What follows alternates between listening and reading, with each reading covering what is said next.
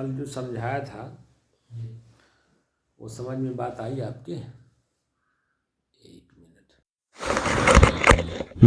कल जो मैं बोला था मन की पकड़ जी मन को कैसे पकड़ा जाए उसके बारे में जो बोला था समझ में बात आई कि नहीं आप? जी आ गई।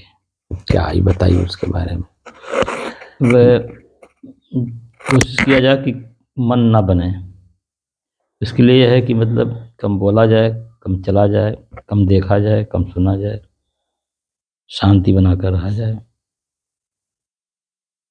और जो पहले से मन बना हुआ है उसको धीरे धीरे निकाला जाए, देख करके समझ करके जो है निकाला जाए उसको।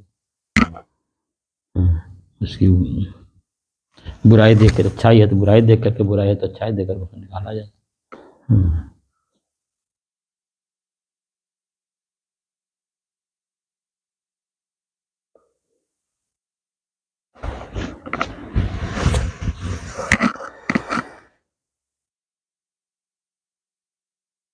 हो गया।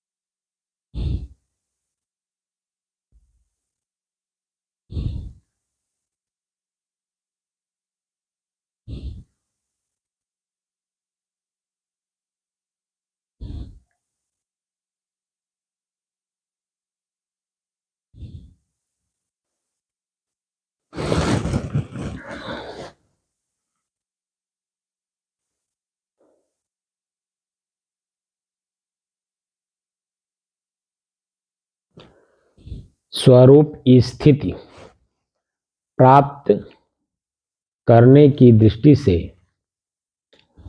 साधना करते करते आज 812 दिन हो गए। तारीख 28 जनवरी सन 2024, दिन रविवार, प्रातः काल का समय।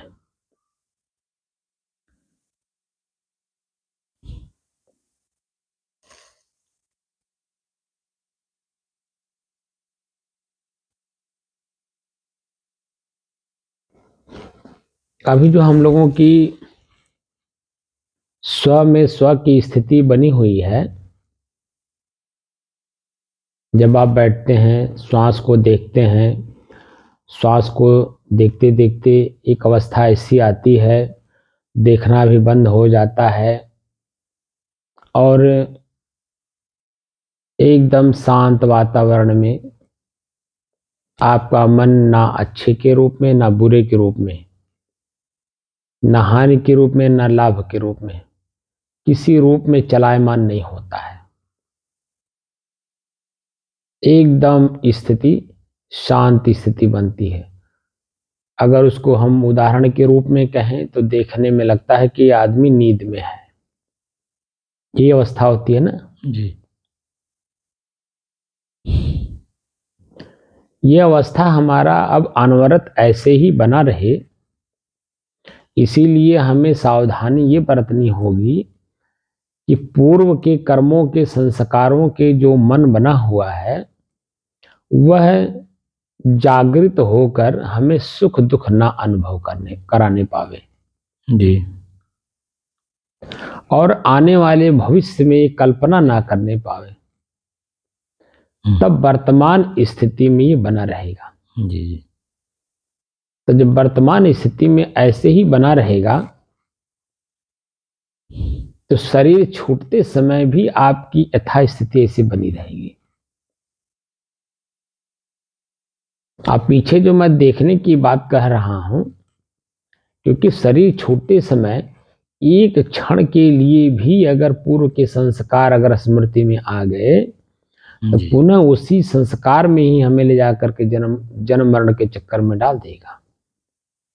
जी जी बात समझ रहे हैं? जी एक क्षण के लिए भी अगर पूर्व के संस्कार जागृत हो गए या भविष्य की कोई कल्पना आ गई या वर्तमान में किसी प्रकार का मोह अगर उत्पन्न हो गया जी तो वो उसी क्षण वह संस्कारों से, क्योंकि हम लोग तो अनादिकाल से संस्कारों से घिरे हुए हैं ना, जी जी अनादिकाल से मन के संस्कारों से हम लोग जी संस्कारित होकर के जन्म मरण के चक्र में से चक्र घूम रहे हैं।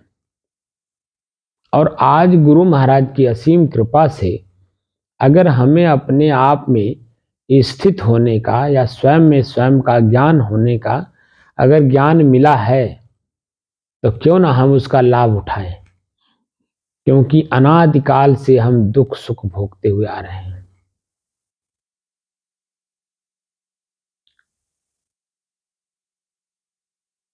इसलिए हम लोगों को चाहिए कि अपने ही मन के ऊपर इतना हावी रहें कि मन बनने ही ना पावे। जी जितना ही हम इसको दबा के रखेंगे उतना ही ये मेरे अनुकूल चलेगा।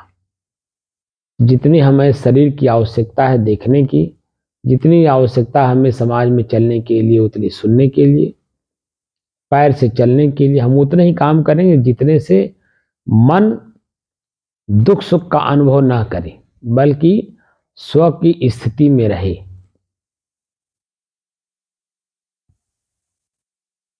तो हम जितना इसको काम दें उतना ही ये काम करें। ये आगे पीछे दाएं बाएं हमें कल्पना या सुख का अनुभव नहीं कराने पावे, क्योंकि ये कल्पना और सुख का अनुभव करा करके ही ले जाके दुख के गर्त में डालता है। समझ में आ रहा है? इसलिए इसके परिणाम जो भी बात ये कहे, मन तुरंत चित्त के ऊपर ले जाइए और उसमें इसको दुख जो पूर्व में दुख हो चुके हैं उसी का अनुभव कराइए, उसका अनुभव कराइए इसे। जैसे जैसे ये अनुभव करता जाएगा वहां से भागेगा भागेगा। और जैसे भागा तैसे आपकी स्थिति एकदम आसानी से आपकी स्थिति बन जाएगी। बात समझ में आई ना? जी जी अब यही स्थिति आपको जब घर पर अभ्यास करिए खूब, 2 घंटे का अभ्यास से बहुत कुछ आपने सीखा, घर पर भी इसकी अभ्यास की जरूरत है। जी जी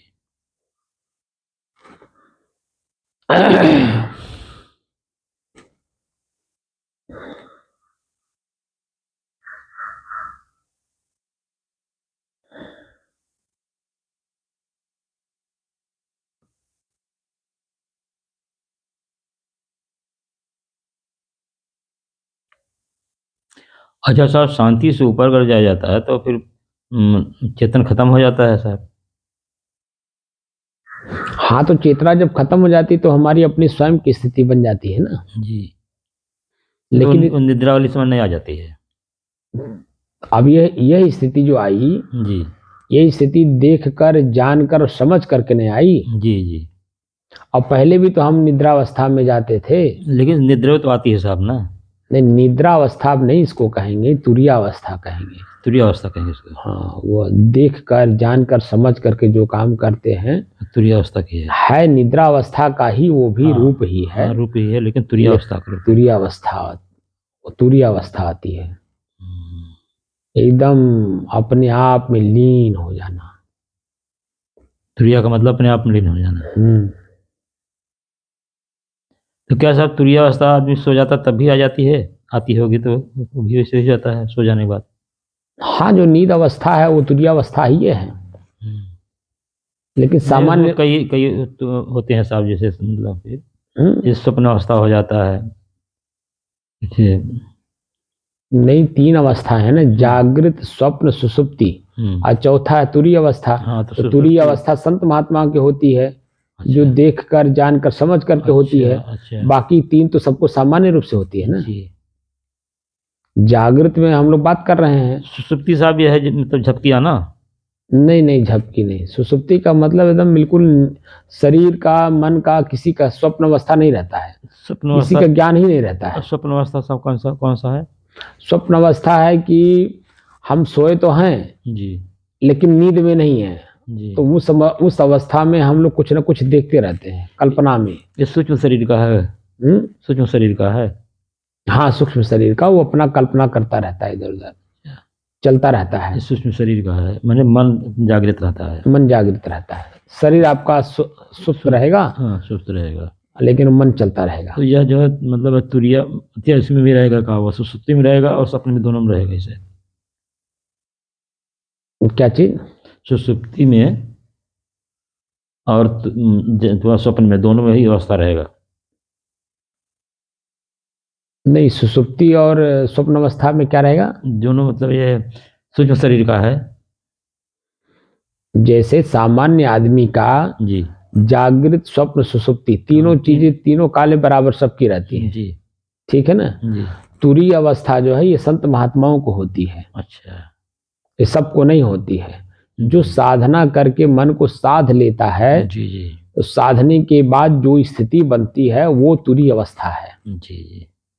आप कभी भी देखिए, पुराने समय में आपने देखा होगा महात्माओं को कि वो झोपड़ी से बाहर नहीं निकलते थे, हाँ, नहीं निकलते थे। एकदम अपने में मस्त रहा करते थे। जी। तो वो तुरीय अवस्था में रहते थे, क्योंकि 24 घंटे का तुरीय अवस्था नहीं बनेगा तो मोक्ष की स्थिति नहीं बन पाती है। अस्थाई जो है मोक्ष की स्थिति नहीं बन पाती है। जी। जी। इसीलिए आपने बहुत कुछ देखा होगा। हमने तो देखा है कि एक महात्मा मौर्य जात के थे, गांव के बाहर वो कुटी बना के रहते थे। कोई उनको जान ही नहीं पाता था कि कब निकले, कब क्या किए, कुछ बनाते खाते हैं कि नहीं खाते हैं। एकदम कोई उनको कभी देख ही नहीं पाया, जान ही नहीं पाया कि यहाँ कोई महात्मा रहते हैं। एकदम उसी में मस्त रहते थे, और शरीर छूटा, कोई जान भी नहीं पाया कि इनका शरीर भी छूट गया। ऐसी ऐसी स्थिति बनती है, ऐसा नहीं बनती है, पता नहीं चलता। जैसे शरीर, जब अभी आप बैठे हैं जागृत अवस्था में हैं, जी। मन को देखने में लग गए, मन देखते देखते शांत हो गया, और शांत होते ही आपको अपने शरीर का ज्ञान रह जाता है, तत्काल में ही आप अनुभव कर लें। नहीं रह जाता सब। तो वही बात है, तो स्व में स्थित हो गया। लेकिन सब यही डर लगी रहती है कि कहीं का वो तो मतलब निद्रा न आ जाए, मतलब सुसुप्ति में न चला जाए आदमी, तुरीयावस्था में न चला जाए।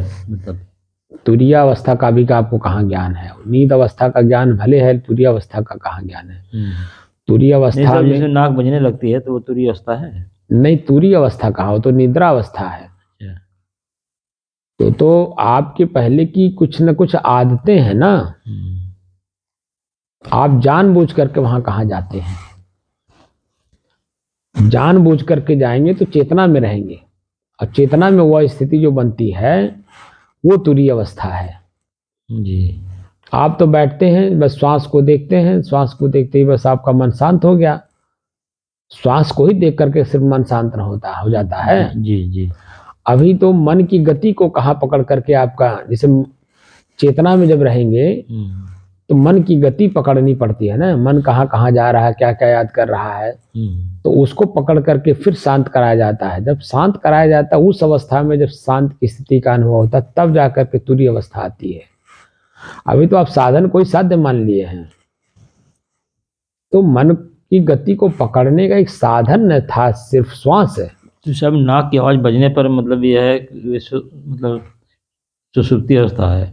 जैसे अभी आप समझे नहीं जी। हमने एक साधन दिया अपने चंचल मन को उसी पे एकाग्र करने के लिए। ठीक है जी। तो एक साधन कोई आपने साध्य मान लिया। अच्छा, तो मतलब सांस को।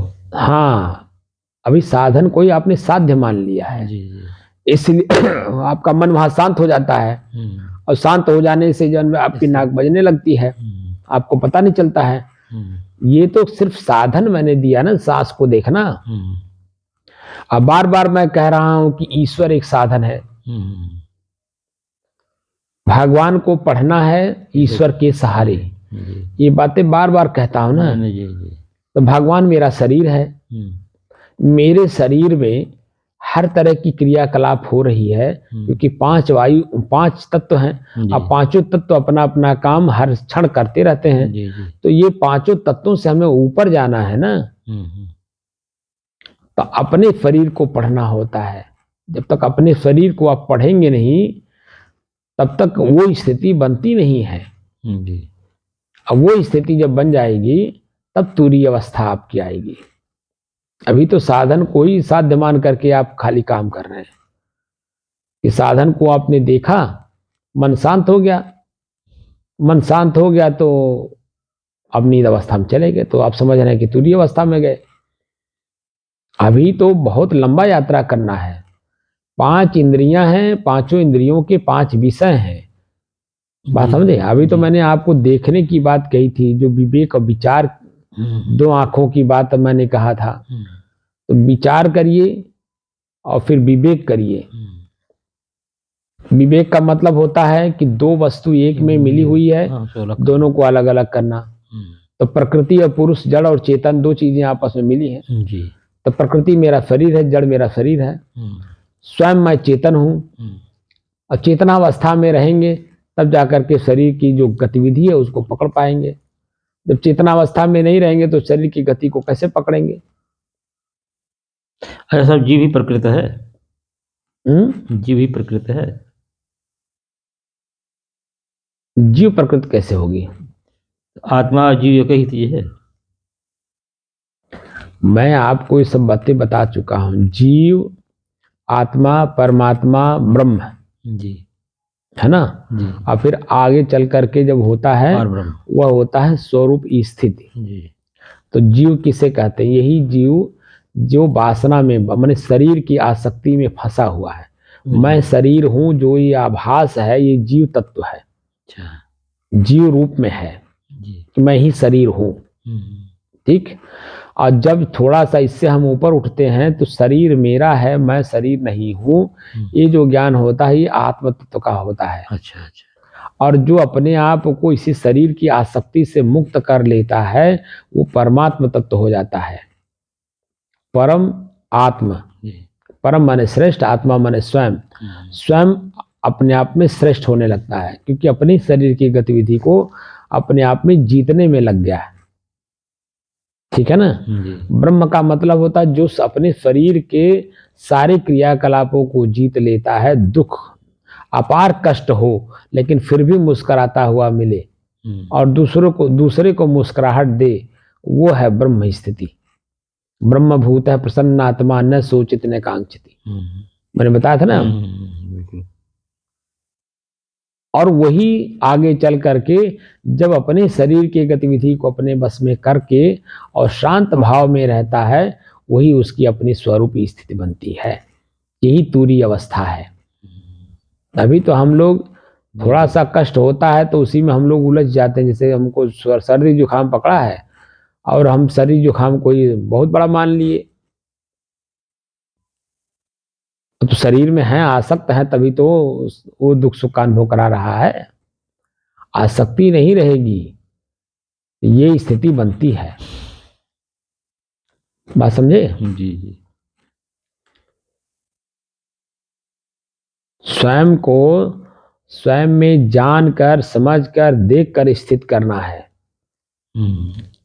तो किसी भी परिस्थिति में आप रहेंगे तो आपकी अपनी स्थिति हमेशा बनी रहेगी। जैसे मान लीजिए मेरा शरीर कल यहाँ आने में असमर्थ था, तो इसका मतलब ये थोड़ी था कि मैं अपने में स्वरूप में नहीं हूँ। मेरा शरीर चाहे जहाँ रहेगा, मैं अपने स्वरूप में ही स्थित रहूंगा। भले आपको देखने में लगे कि ऐसा हो रहा है, इनको जब हो रहा था हमको क्यों नहीं होगा? ये तो आपके मन की कल्पना न है। जी जी जी। आपके अपने मन की कल्पना है। जी जी। और आपका अपना मन जन्म वहां उस अब क्योंकि उस स्थिति में तो है नहीं, इसीलिए जो बाहर देखता है उसी को अपने कल्पना में ले जा करके और आपको अपनी स्थिति से ध्वस्त करा देता है,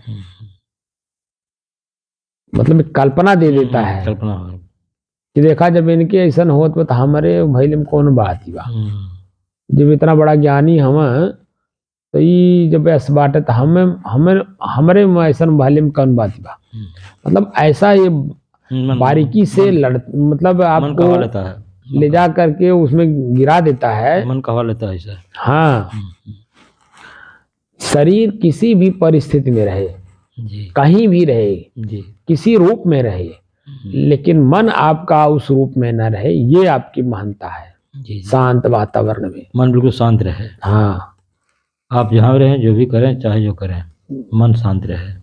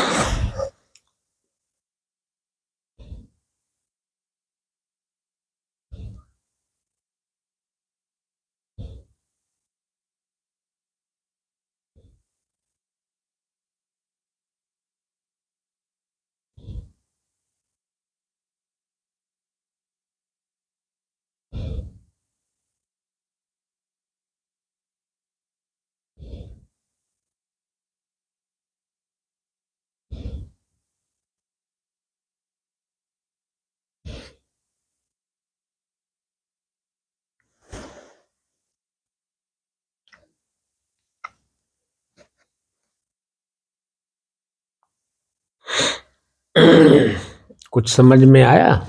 जी। क्या समझ में आया? अवस्थाएं जो है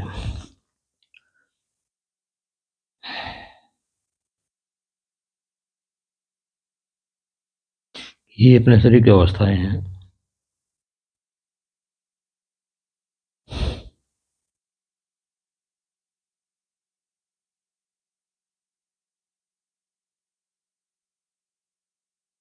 आपकी नाक बजी, आपको पता है? न, यही आप अवचेतन अवस्था में थे ना, निद्रावस्था में। इसी को निद्रावस्था बोलते हैं। क्योंकि आपने श्वास खाली देखना शुरू किया, मन को तो देखा नहीं।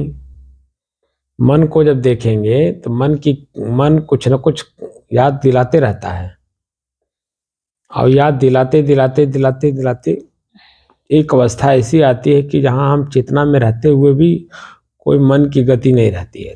मतलब मन को भी देखना है। तब और क्या? सांस को न देखा, मन को देखना शुरू करें। मन को देखेंगे तभी तो चेतना में रहेंगे। श्वास को देखेंगे तो श्वास निद्रा में आ जाएंगे।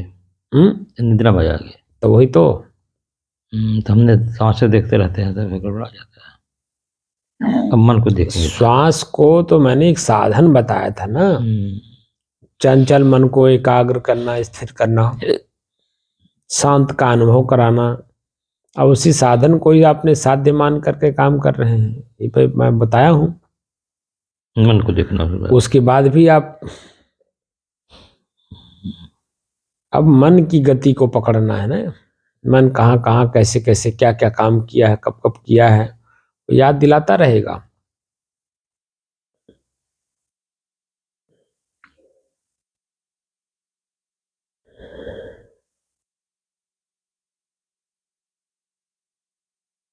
एकदम चेतना अवस्था में रह करके अब अपने मन की गति को देखना है।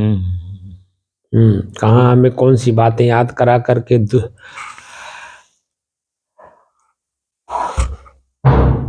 सुख का अनुभव करा रहा है, कौन सी बातें याद करा करके हमें दुख का अनुभव करा रहा है, जो कि मैं दोनों नहीं हूं। ये मन कबाड़ ला करके हमारे सामने रख देता है।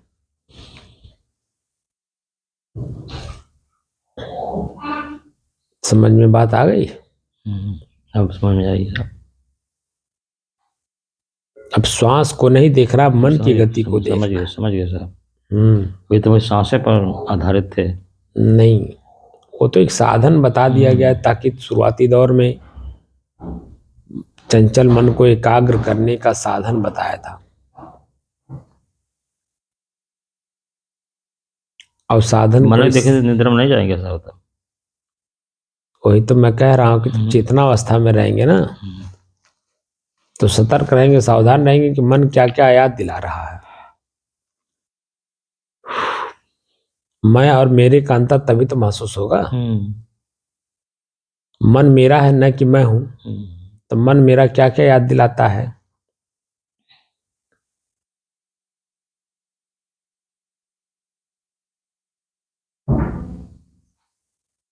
अब समझ में आया कि नहीं? अब समझ में आया साहब। साहिब साहिब साहिब साहिब बंद करिए।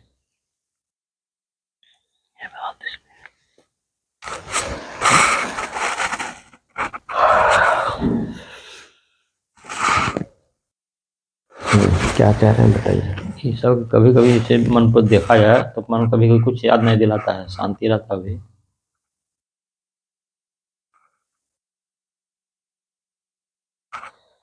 उसी अवस्था को तो मजबूत करना है, इससे शांति रहे।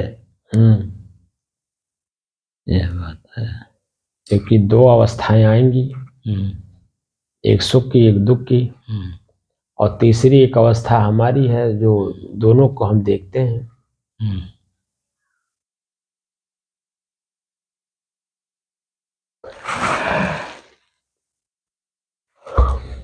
तो मन पकड़ में आता है ना।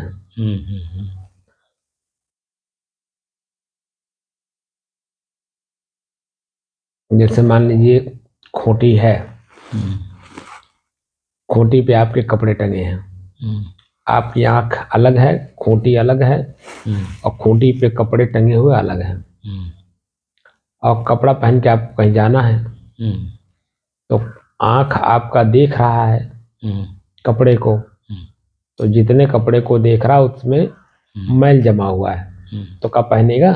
नहीं पहनेगा।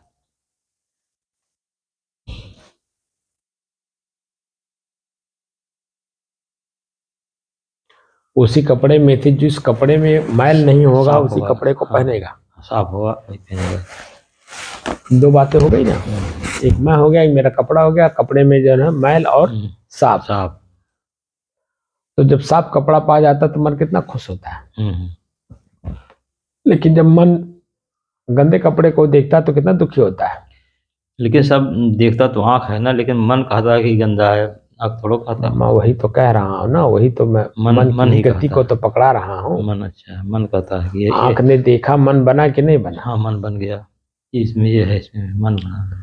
मन ये कहेगा साफ ये है, इसको पहनो। हम्म। हम्म, अब जो कि ना मैं साफ कपड़ा हूँ ना मैं गंदा गंदा कपड़ा कपड़ा हूँ, हो जी। आंख ने देखा मन बना, हम्म, तो आंख बंद रहेगा, आंख देखेगा ही नहीं कुछ, तो कुछ बन नहीं तो करेगा। मन बनेगा कहाँ से? हैं? हम्म, और हमारी कल्पना है कि हमें कपड़ा पहन के जाना है, हम्म, कहाँ जाना है हम्म, ये आपको मालूम है, हम्म, तो वहां जा करके हम अपने कपड़े को प्रदर्शन करना चाहते हैं ना। हम्म, जब कहीं इच्छा ही नहीं है जाने का तो मन बनेगा? बनने करेगा। जब मन में कोई कल्पना ही नहीं है कहीं जाना है जी। तो मन कैसे बनेगा?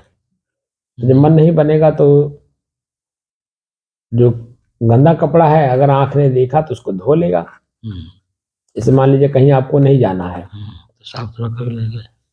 और आपका आंख जो है कपड़े पे पड़ गया, हाँ। भले खूंटी में टंगा है, हम्म, खूंटी में कपड़ा कपड़ा वही टांगा जाता है तो जो साफ सुथरा होता है। हम्म, खूंटी में टंगा है लेकिन गंदा है, आपकी आंख ने देखा और मान लिया, हम्म, तो उसको जब कहीं नहीं जाना है तो आपको मौका मिला हुआ है, तो आपका मन ये कहेगा कि इसको धो करके साफ कर लेना चाहिए। तो जब धो करके साफ कर लेते हैं, साफ करने के बाद कितना आनंद के साथ उसका अनुभव करते हैं। जी। ये स्थितियां आपके मन की बनती है, एकदम शांत वातावरण में रहती है, चितना रहेगा लेकिन मन नहीं रहेगा। हम्म, मन शांत रहेगा। वही तो कह रहा हूं, मन चेतना रहेगा लेकिन मन नहीं रहेगा। जब मन नहीं रहेगा तो शांत रहेगा ही अपने आप में। पेपर शांत रहेगा, मन नहीं रहेगा। तो ये नींद वगैरह नहीं आएगी, एकदम बिल्कुल शांत वातावरण में रहेगी। नहीं साहब, तो हम हमसे गलती हुई हो रहे थे, हम सांस को देखते रहते थे, सिखा जाते थे, अब मन को देखेंगे।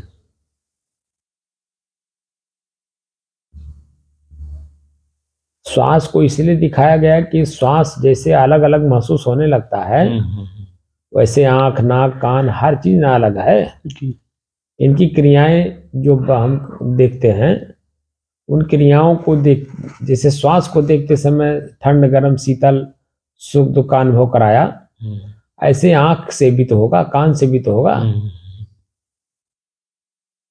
लेकिन उसकी क्रिया का प्रतिक्रिया देना है कि नहीं देना है, प्रतिक्रिया में क्या होगा, क्रिया में क्या अनुभव हो रहा है तो प्रतिक्रिया में क्या अनुभव होगा। कोई शब्द अपशब्द के रूप में आपके आ गया कान में तो कितना कष्ट दे रहा है, और उसकी प्रतिक्रिया देंगे तो कितना कष्ट होगा, बढ़ता जाएगा, तब। कष्ट बढ़ता तो इसीलिए हमें हमें नहीं देना है, प्रतिक्रिया हमें नहीं देनी है, क्रिया जो भी आ रही हो उसे सुनकर सहन करना है, तो वो वहीं समाप्त हो जाएगा और आगे मन बनेगा नहीं। जी।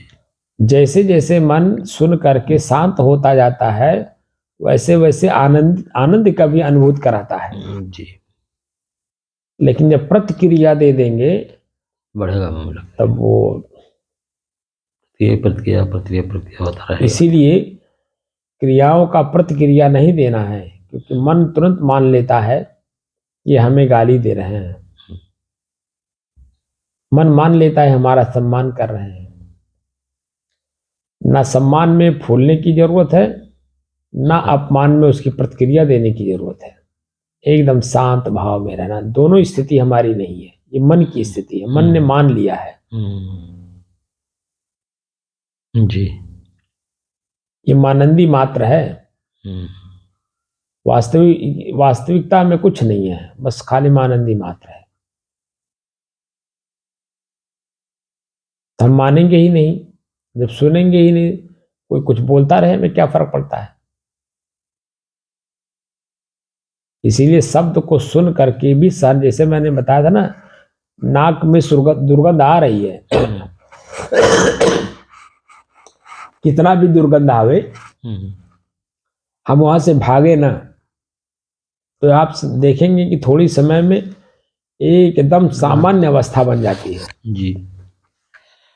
ऐसे ही कोई भी कितना भी आप शब्द बोले, कितना भी तीर की तरह लगे, लेकिन वो हम ग्रहण ना करें, यानी ग्रहण तो करें, प्रतिक्रिया ना करें, तो सुनने की हमारी क्षमता बढ़ जाती है।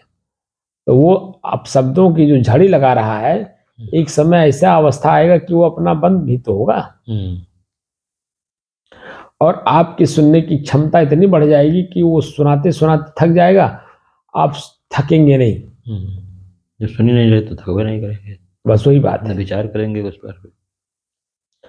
तो जब वो शांत होगा तो क्या होगा, वो शांत मन से विचार करेगा, विचार करेगा तो अपनी कमी दिखाई देगी, और कमी जब उसकी अपनी खुद की दिखाई देने लगेगी तो आपके प्रति उसकी आस्था बढ़ जाएगी। लेकिन आपका मन बिल्कुल शांत वातावरण में बना रहेगा। जी। जिसमें डबल प्रतिक्रिया होने वाली थी, दुख और बढ़ने वाला था, वो नहीं बढ़ेगा।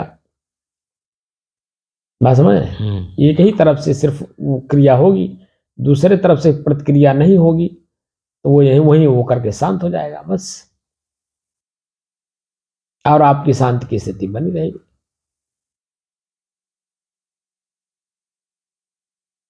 तो मन की स्थिति ही हमें तो पकड़नी है, मन की स्थिति हमारी कैसी है। अब श्वास को देखने के बजाय मन की गति को देखना है। जो मैं पीछे दिखाने का बात कर रहा था, वो इसीलिए तो कह रहा था कि मन की गति को पकड़िए।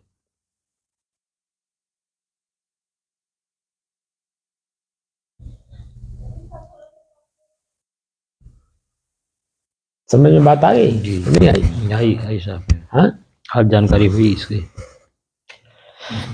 गलतफहमी में थे साहब।